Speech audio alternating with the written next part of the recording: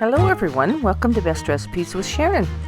This is a quick video to show you how to make cured meat roses.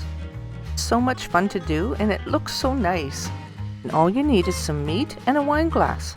Choose what type of meat you want and go for it. I'm using summer sausage today, and it's just a matter of watching how it's done.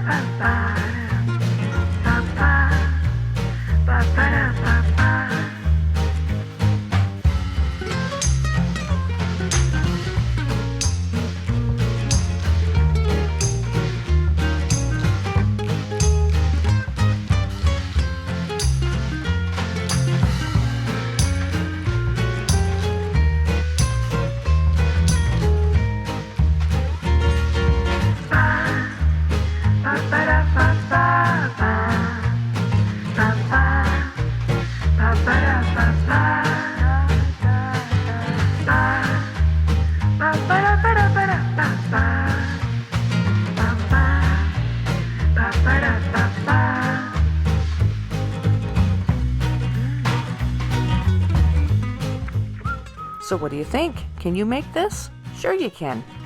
It's so easy, and go ahead, give it a try. It doesn't take much.